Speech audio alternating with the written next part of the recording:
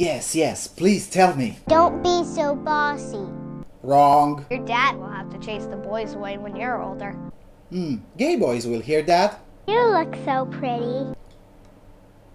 What? So nobody, nowhere, anywhere ever said, "You look so pretty" to a little boy. And definitely nowhere, never, ever has anyone told to a grown-up man that he looks pretty. And we're supposed to take this seriously and don't criticize it? Anyway, let's look some more and then we'll talk. He picks on you because he likes you. Really? 8 signs that she's interested. Number 4, quote, she teases you and or touches you. A girl may tease you by calling you names or playfully hitting you. If she does this in a playful manner, that's a good sign she likes you. And since it's common for girls to banter with and get into the personal space of guys they like. Oh, what a surprise. Huffington Post woman is full of shit. 4 out of 4 wrong till now. Please tell me more, HuffPo. You need to wax your eyebrows. Bullshit level over 9,000. GQ magazine actually recommends it. Now, mind you, I believe the practice itself is retarded, but to suggest men don't hear this is blatantly wrong. Anyway, tell me more. Don't wear that to school, you're gonna distract the boys. Who says that? Also, the actor is a bit unfortunate. But okay, let's grant that. Oh, you like video games? The boys must love that. Okay, but how is this wrong? Because, let's face it, the implication here is that these things are wrong. Anyway, tell me more, HuffPo. Don't be a slut. Oh, I guess these men don't count or something. And again, what's so wrong in a parent advising the daughter not to be a slut? No guy wants to have sex with a virgin. You gotta be fucking kidding me. Yeah, sure, a man may never hear that, the exact phrasing, no guy wants to have sex with a virgin, but being shamed for being a virgin is a thing for men, you know? And then again, there are multiple places around this world, including where these women are from, where virginity in women is valued. I'm not saying that's a good thing or a bad thing, it is what it is. Jesus Christ, HuffPo is so clueless. Anyway, tell me more. How much did you have to drink that night? Well, what were you wearing that night? Seriously? So nobody ever asks any man anywhere what was he wearing at a particular time? Why are you getting so emotional? Oh, come on, please. Just look in your own comment section on this video and you'll see plenty of this. Stop being such an attention whore. I said this to 2 men just this week. Don't be so bitchy. And this. Stop being so dramatic. I tell this to male feminists all the time. It must be that time of the month. Okay, fair enough with this one. Biology is sexist. But you can't have both. PMS is an excuse for murder, legally. You can't then bitch and complain that it's then used liberally. You have to pick one. It would be really pretty if you just made an effort. Because there is no such thing as pressure on men to look good. Yeah, sure it isn't.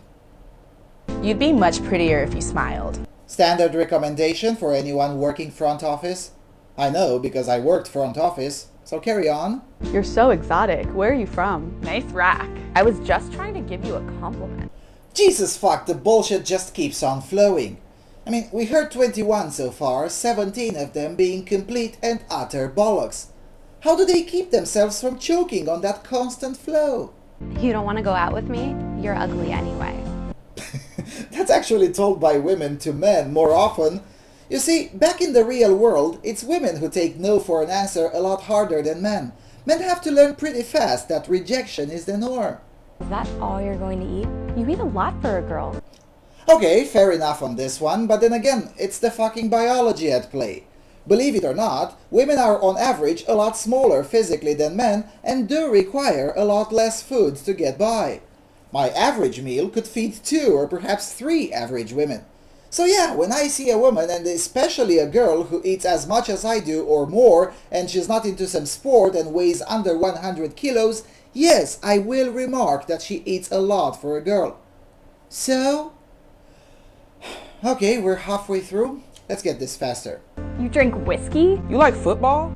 Wow, was that a woman? Let's play this again. You like football? Wow, no wonder she likes football. Okay, now in all seriousness, The overwhelming majority of people who like football are men. That doesn't mean women are barred from liking football, but it does mean that they're bound to be a minority in the fan base. And it's no one's fault for that.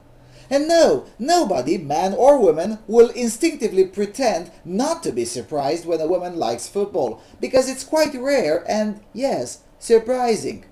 Jesus fuck, if these are the biggest problems of women, then feminism should be declared a disorder. The amount of whining over petty nonsense is astounding. But wait, there's more. Your drive is kind of intimidating. What war on reproductive rights? Just mention legal paternal surrender or paternity fraud in the context of a war on reproductive rights. No, I'm sorry, the fact that abortion is limited to 20 weeks or less is not a war on reproductive rights. Fucking degenerates. Can women have it all? Okay, I suppose in the exact context men don't hear this in this exact way, but it's a legitimate question.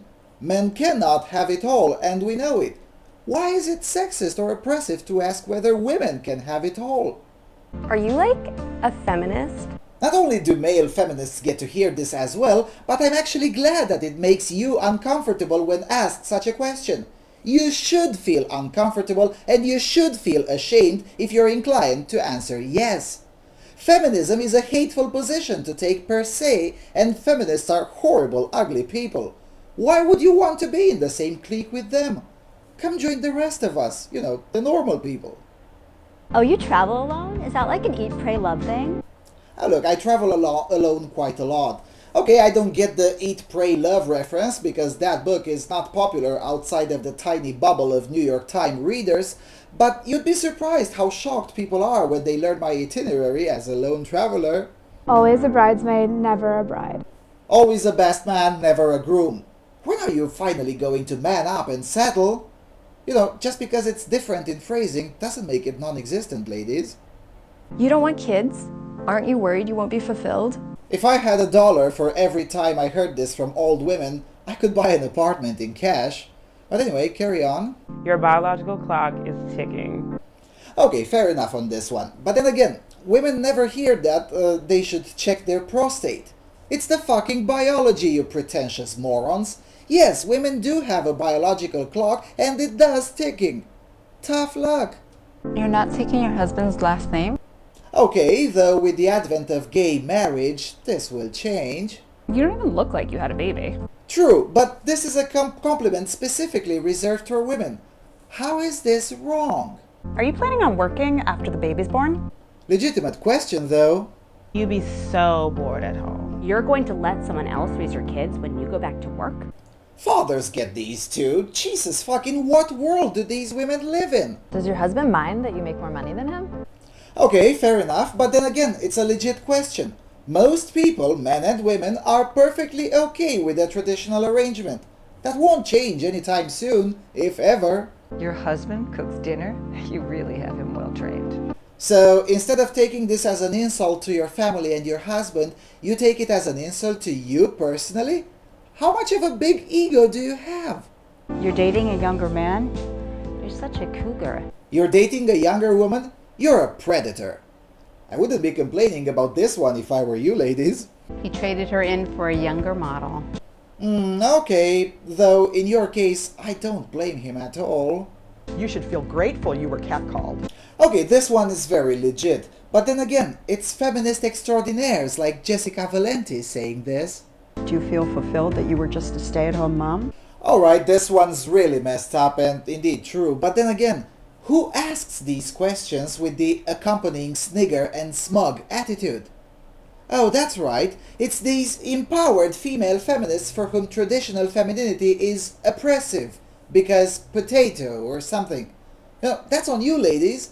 Self-inflicted wounds are not the fault of society or men. It's your direct fault for enabling these cackling cunts to speak in your name. You don't like it? Tough luck. Isn't that outfit a little young for you? You still wear makeup. How adorable. You must have been beautiful when you were younger. Because nobody says that to former actors or male athletes. Surely that doesn't happen. Anyway, so let's recount. 48 things that allegedly women hear and men just don't. 30 of these were either complete and utter bullshit or were things that people in general hear anyway. The rest of 18 were things that indeed only women hear, but some of them were either compliments or legitimate questions, and definitely not something messed up or oppressive.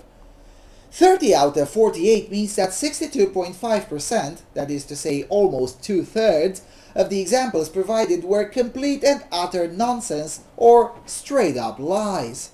That's the world of feminism for you. Manufactured victimhood, manufactured outrage, and manufactured oppression. Being told you look pretty is sexist and demeaning. These idiots not only know nothing about men, that is already to be expected from a bunch of cackling misandrist cunts, but they don't know too much about the world of women either. I mean, seriously, what normal woman or girl is oppressed by being told by her mother or someone else that she's pretty? Sure, feminists are upset, but I'm talking about normal women here, not the abnormal, aberrant freaks. What normal woman is oppressed by someone asking a bit surprised if she likes football? In fact, normal women who happen to like football expect this and get over it very fast because they enjoy the ranks of hardcore fans precisely because it's a masculine environment. Let me give you an example. This is a fragment from a series of interviews with female ultras from Romania. The reporter asks, "Are there many girls in the ultra sector of Ucluj squad?" And she answers, "You know, there are quite a lot of them. In the past, there was even an all-female brigade called Kamikaze, but they've broken up in the meantime. I can't tell you exactly how many girls are in the totality of the ultras phenomenon for our squad, because I have a more masculine personality myself, so I don't really hang out with other women. But I know there are plenty of them who come to the matches and sing alongside the rest of the supporters." Here's another fragment from an interview with another girl, this time from Galați. The reporter asks, "Do you have conflicts with the police or the gendarmerie?" "Yes, sometimes. But you know, they never differentiated between man, woman or child. Last year, at a match of the national squad, I was picked up for having allegedly introduced in the stadium a backpack that contained forbidden materials. Of course, they had no real basis to pick me up. I didn't even wear a backpack at all in that day on the stadium. But we got used to them. They always look for a reason to disturb the fans." And I could go on like this forever. There are similar examples like this in France, in the Netherlands, and really anywhere where football is popular. According to Huffington Post, these women, who again endure the same hardship as male ultras and express the same fanatical passion for their squad on their stadiums, these women are somehow oppressed because someone, somewhere, may ask a bit surprised, "Oh, you like football?" This is why feminism is a cancer. It demeans women and it demeans men. This constant push of complain as much as possible for any whiff of inconvenience is harmful for everyone. Feminists purporting to represent women have polluted the media for decades now about how oppressed women are, when in reality the best deal you can get is to be born a woman in Europe. The second best deal you can get is to be born a woman in North America. Portraying women as these weak, fragile, insecure pansies who can't take a question without going full retard that they're offended does not really do any good to women. On the contrary. And I don't care if you're offended over what I just said, we're all extremely fatigued over this constant barrage of whining, of petty nonsense, and we've all noticed how disconnected from reality you all are. Seriously, just grow the fuck up. And no, the criticism you're getting doesn't prove the need for more of your bullshit, it just proves that the wider, normal majority is sick and tired of your nonsense. Jesus Christ. Anyway, I'm done here. Thanks for watching.